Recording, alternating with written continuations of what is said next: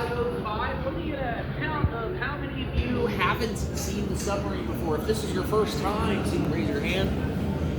So, virtually everyone. Awesome. Well, welcome. What were your first thoughts and impressions when you saw the submarine today? Yeah. It's not a ton of firepower. The surface guns, they would pack about 24 torpedoes, but out for 3 months out on the open ocean. We'll find out more about the supplies on board, but that's a great point. Yeah, there's only a couple of deck guns. The main armaments of the U505 are two like machine guns and one down two. pretty much, yeah. Two machine guns, and I believe one was a deck flat. Now, some other thoughts? Oh, there's not one. Big. It's big, right? Same thing. Oh yeah, absolutely. Other thoughts? Same thing. Yeah. It is a massive submarine. We often think of submarines as a lot smaller, and usually they are.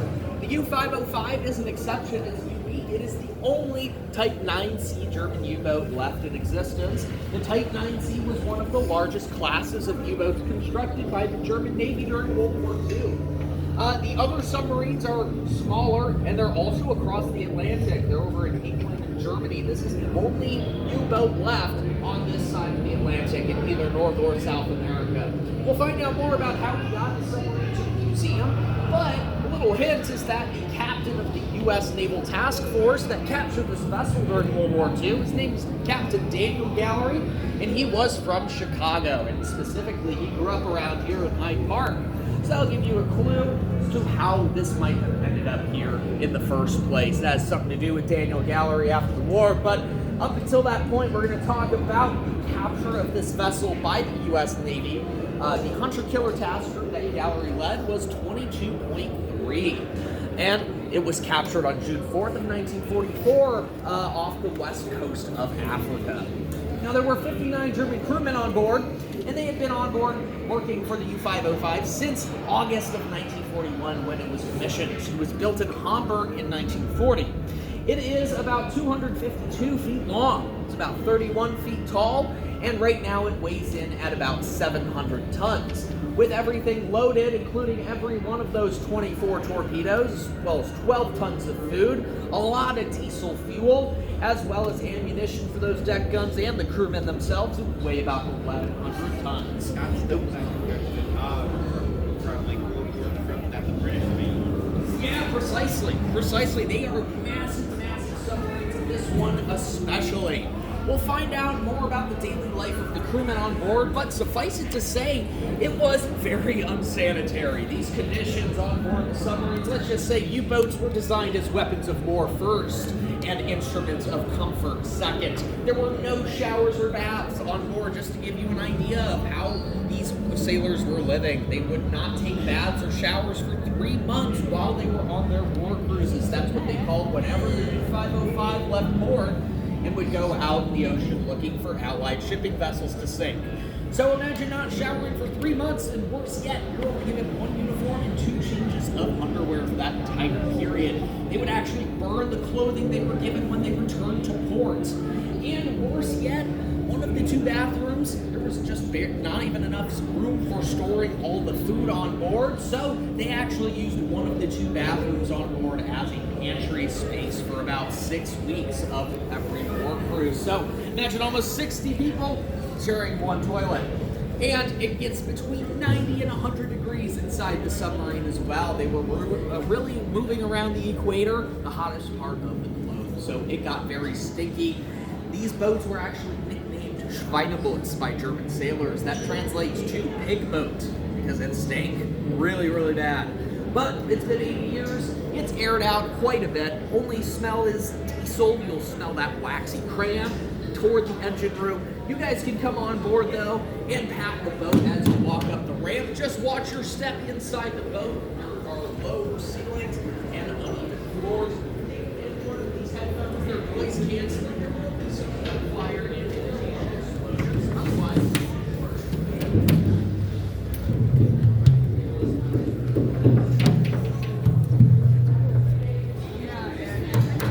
these machines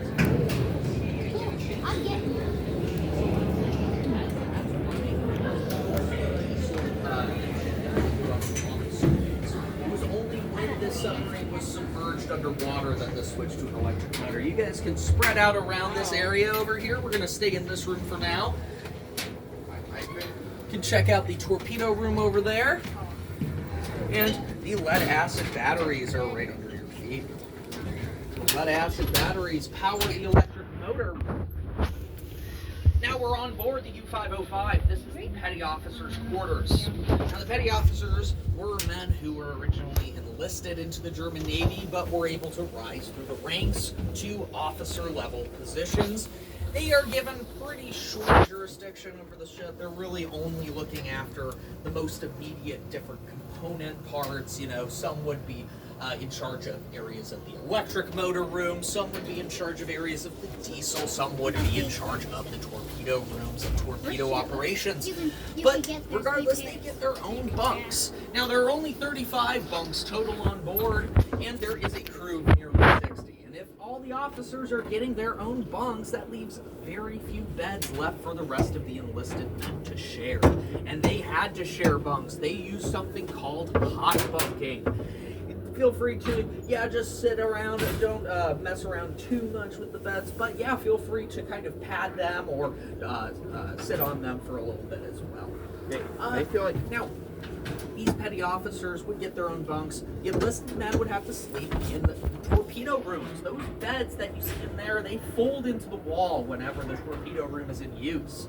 Now, they would practice hot bunking, where those bunks would be constantly full. They would have at least one man in them at any given time. They would get up to go on watch, and another sailor would take their place. Now, these conditions were very unsanitary, but the Germans had a lot of downtime. There really wasn't a lot of action. More than once per month, you would get a chance to try and sink an Allied shipping vessel and go into combat mode. But really, all the rest of the time was very monotonous, going on 4 to 6 hour watches where you would literally sit and watch the many dials and gauges on board. That's what most of the sailors did for the vast majority of the time. They also brought dice games with them, and they brought decks of cards from home to pass the time. They also listened to music. They had a collection of about 87 records on board at the time of capture. Some of them they were smuggled from French record stores, including this one you hear right now. This is dancehall music from France. Dancehall music was actually banned by the Nazi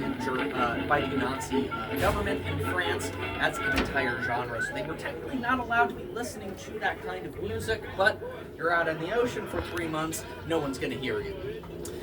But when an Allied shipping vessel was spotted, that's when the dive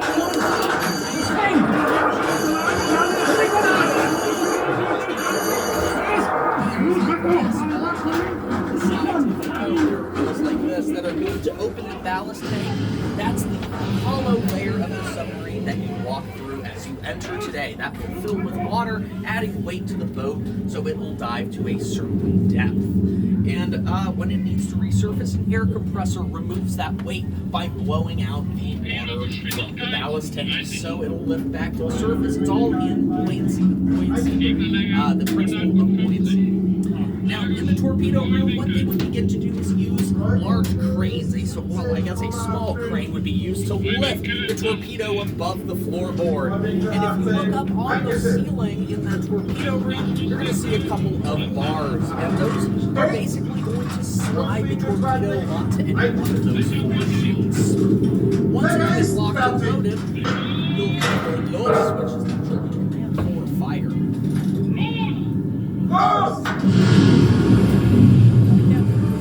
Instructions on how long the torpedo will take to reach its target, depending on its distance and speed. That's what you hear now is the stopwatch that the men in the torpedo room have wound, so they can listen and confirm the hits. Let's see if it hits. Just as that stopwatch runs out of time, it runs out just as quickly happens. So, calculations are accurate and that you have aimed the torpedo accurately. You can hear the torpedo's impact of any ship from the submarine underwater. That's because sound actually travels further and faster underwater than it does on land. The U-505 sank about 8 of these vessels over the course of its service history. Now we're going to continue on to the control room. We're going to pass through the alley on the U-505.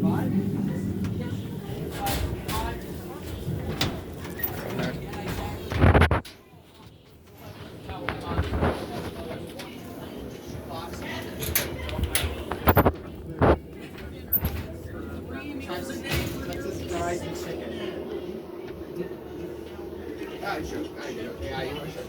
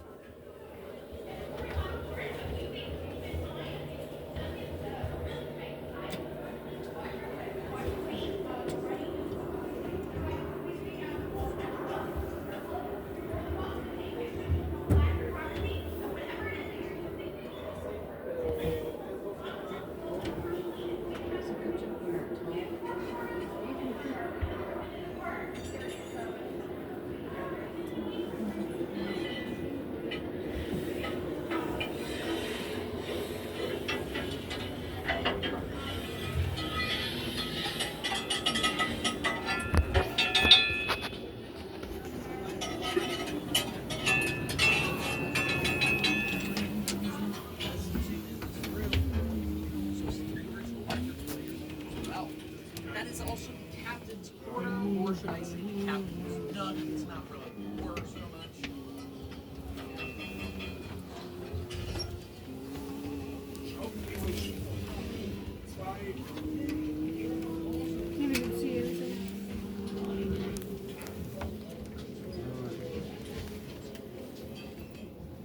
He said take pictures.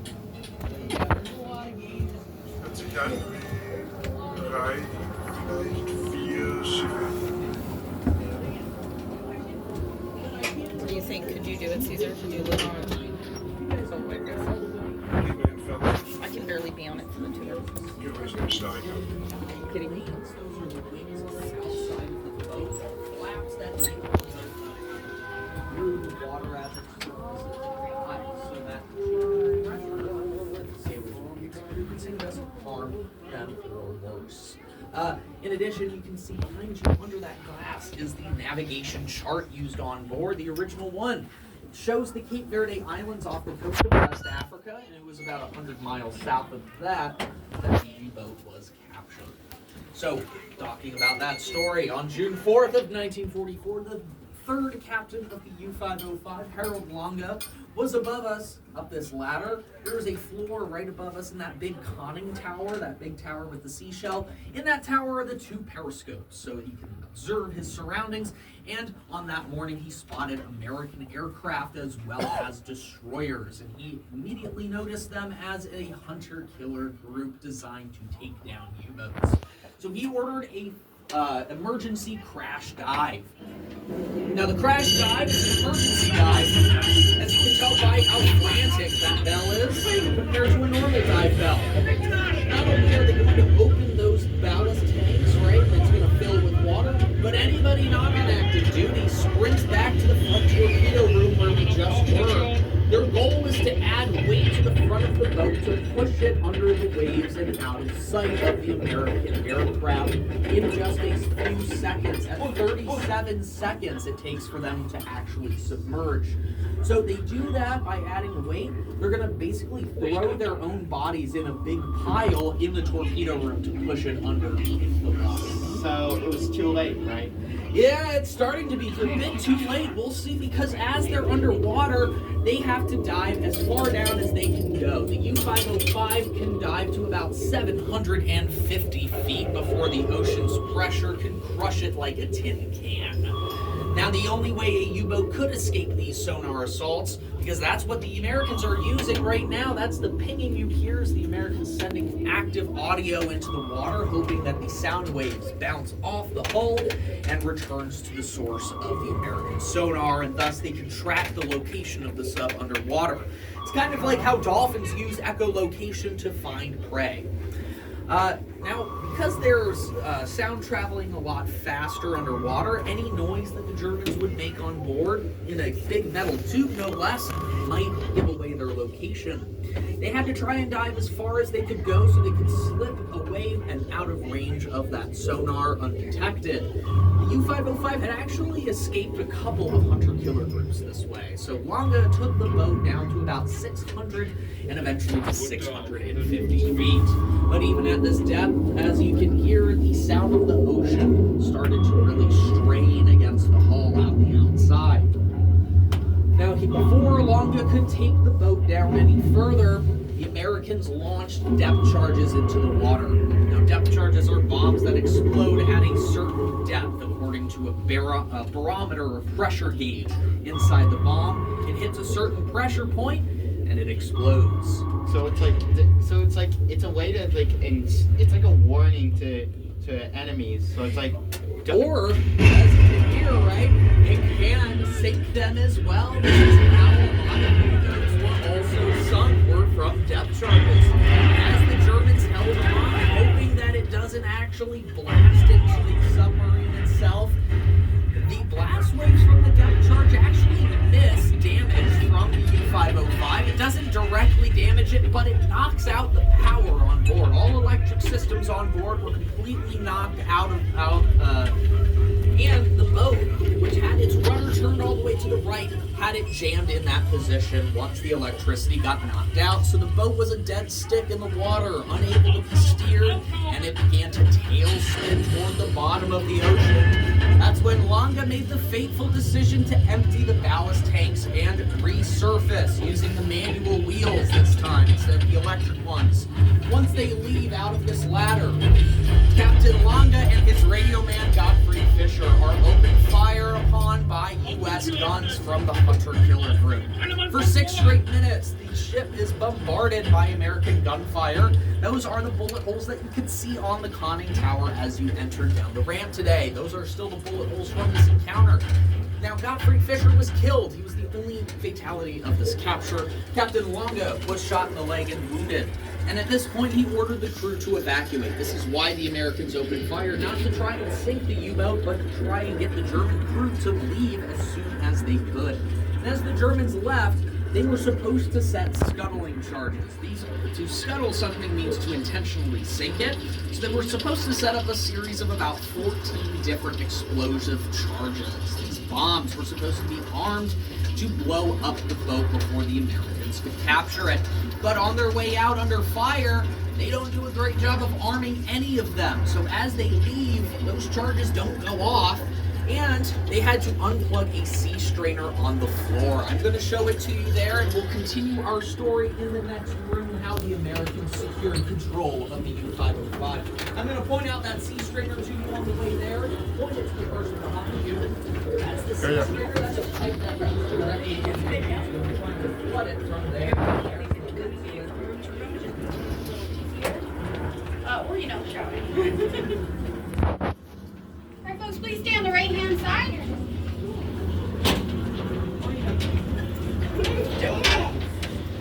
Welcome to the control room. So, alright, so stand anywhere you see space, because the smallest room will be in.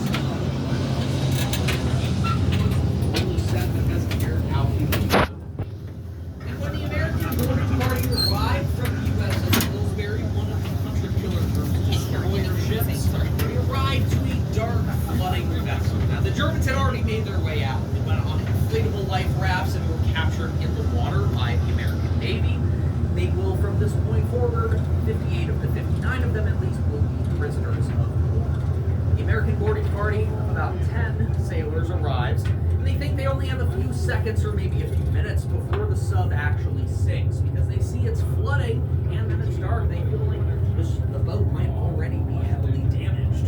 So they tried to stuff mail bags that they had brought with them on board full of whatever they could find. Operators manuals, logbooks.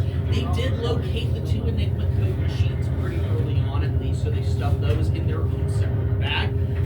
But one member of the boarding party changes the dynamic. His name was Zenon Lukosius, and he was a member of the American boarding party that located that lid that you saw to the sea strainer. And knowing that that looked like it fit on top of that flooding pipe, he was able to secure it back on top to prevent any more flooding. So Zenon Lukosius, by chance, almost perhaps saved the U-505.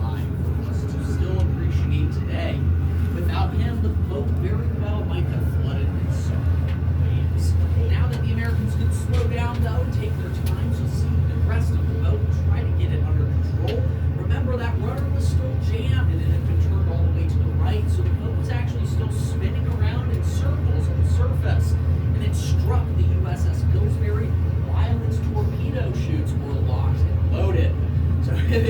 want to bring the U-505 back to port, they're going to have to take command of that manual rudder wheel, which is back behind this hatch, to try and straighten out the rudders and put a tow line into it. But because nobody's been on a submarine, nobody really knew where the rudder wheel was.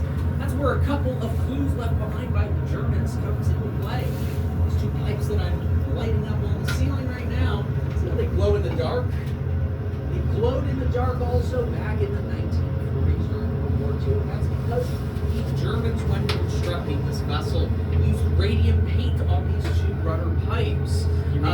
It is no longer radium, I will just say that. It's not radioactive. It won't get any poisoning. It's just regular glow-in-the-dark paint now. But radium also glowed in the dark, or radium paint, I should say.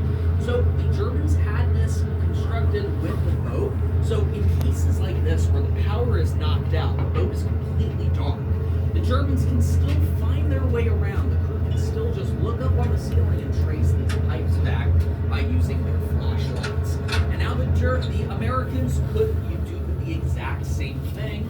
Noticing that they were on the left and right side of the boat, just like the rudders, they traced them all the way back from the control room to this back hatch. Behind this hatch is the back torpedo room, but with the hatch closed like it is now, the sailors were worried if they opened it, there might be a rush of flood water that could overwhelm the boarding party, potentially jeopardize the mission itself, or if they open it and those explosive booby trap charges go off, that might be at the end of that as well. Ended the mission. And the mission, exactly. So Captain Gallery, he was an explosives expert. He came on board the U-505 also and told his men to cluster around the hatch and open it so they could try to reseal it if either of those things happened. Once he opened it, These are interactive. the American boarding party was These are surprised to see only a couple of inches of water had Remember vented up these on the things? floor, so it was not nearly as These badly wire- flooded as they were worried about.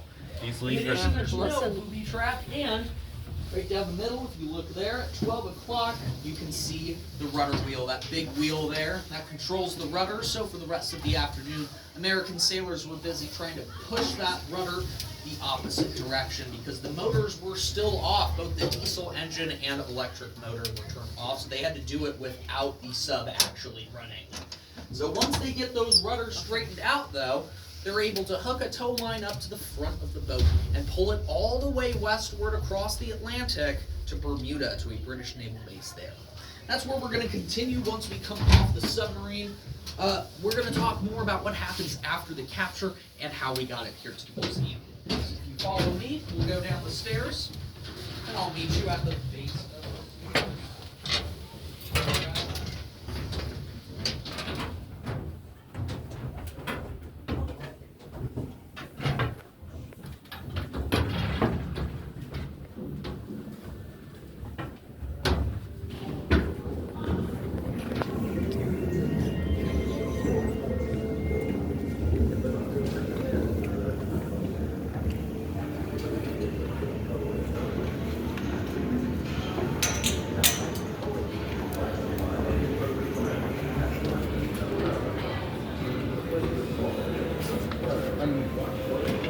like this would have been like if the ship blew up. This would have been a mission failure for the Americans. So as the American boarding party officially captured the U-505, they will tow it all the way across the Atlantic, over 1,000 miles to Bermuda. They do this instead of going north to Casablanca, which was a much shorter trip of only a few hundred miles. That Casablanca is in Tunisia, in northwestern Africa. They take it over 1,000 miles because at Casablanca, if you're familiar with the movie, the famous film, if you've seen it or know of it, you'll know that German spies were pretty much crawling all over that port city. They'd be very interested, especially just 2 days prior to D-Day. And June 4th is when this was captured. June 6th is when D-Day began. The Germans would be very interested to see one of their subs under an American banner being pulled into port. So at Bermuda, once it arrives, it is repainted black and renamed to the USS Nemo, a code name it would use for the rest of the war. Now, the U.S. sailors involved in the operation, the members of Hunter Killer Group 22.3, they had to sign specific oaths of secrecy. You can see one of them in the glass cabinet to the right of the video screen over there, and it says very explicitly if any sailor were to reveal anything about the operation to anybody, loved ones, friends, you name it, before the Navy said it was okay, they would be court-martialed and executed. Very, very serious punishments that were outlined for the U.S. sailors to maintain that secrecy. And, well, why, right? Because of those Enigma code machines. The 2 Enigma code machines that were found on board and captured came along with 900 pounds of classified documents. These were log books of the U-505's operations. These were code books of the actual Enigma code itself. So it's like having your opponent's playbook, right? If the Germans found out, they're just going to switch all of that. They're going to switch the entire code. They're going to switch all of their operations. It's like if the military, if you like how if you're not supposed to, the military isn't supposed to reveal secrets. Precisely, yeah. And in fact, they actually tried to keep this secret for the rest of the war. They had the German prisoners at a prison camp in Ruston, Louisiana for their part. 58 survivors were sent there, and they were actually kept separate from the other Germans at that facility. They were not allowed to even talk to the other German prisoners there. They were not allowed to send letters out of the prison camp back home, so they couldn't spread word home of the capture of this that way. By the end of World War II, once the Nazis had completely collapsed in that spring of 1945, that's when the Navy came public with news of the capture of the German vessel. And in June of that year, they take it on a massive victory fundraiser tour where people could go on board and walk around, take a tour like you guys just did, in exchange for war bonds, because the war against Japan was not quite over by June of that year. After the war, it was going to be used as target practice, though. It was going to be destroyed at the New Hampshire, Portsmouth, New Hampshire Naval Base. Now, Daniel Gallery, this is where we're going to get it to the Museum of Science and Industry. Gallery was promoted to Admiral Gallery after the war, and he was able to raise $250,000 along with the museum's curator and director at that time, Lennox Lore. They towed it in 1954 from Portsmouth to Chicago, and it was on the front lawn of the museum from then until 2004. So for 50 years, it was rusting away in the Chicago weather. Before it was lowered into this permanent indoor facility in 2004, 3,000 pounds of rust was scraped off the hull, and it was repainted to its original colors. So it will continue to be used for generations in the future as an education tool and as a war memorial to the Battle of the Atlantic. And with that, that's the end of my tour. If you guys have any questions, don't hesitate to ask. Otherwise, enjoy the rest of the exhibit all around the other side of the submarine. Have a great rest of your day at the museum, everybody. Thank you so much. What did they name it when they painted it black and then tried to pass it off as a US sub? The USS Nemo. Nemo. Okay, I heard it right. Thank you. Yeah, no, it's all good. They meant it as a more of a Jules Verne reference I than, of figured. course, like the clownfish. Yeah. And in Latin, it means the USS Nobody, so you get a little bit of a... USS Nemo. They named it after a fish. So they named it technically after the Jules Verne character in Thousand Threads, or 10,000 Leagues Under the Sea. Anyway. Nemo in Latin actually translates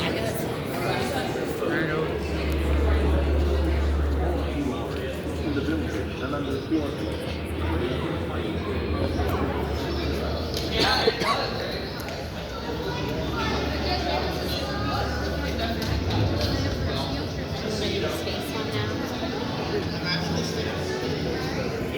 it's pretty wild. And that's both of these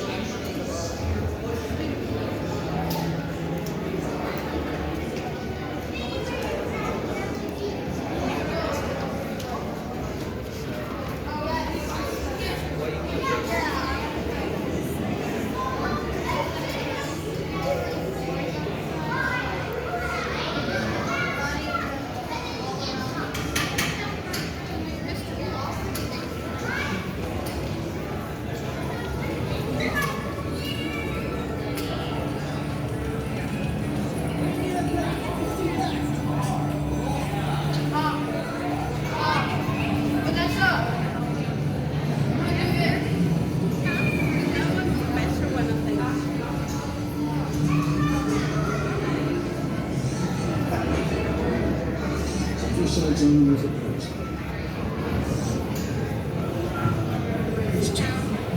on this button to help us tap.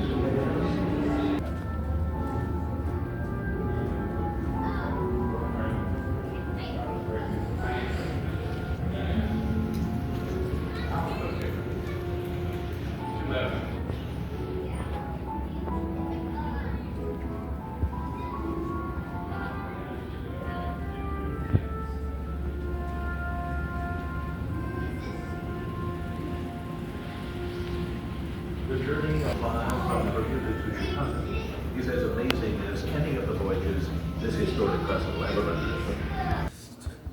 Got speed run the rest of this museum.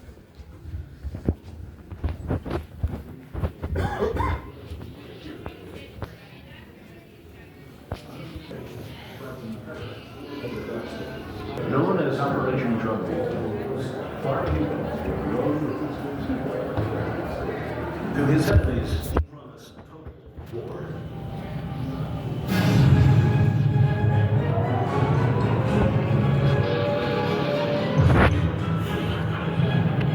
They called it Blitzkrieg. A lot of fish.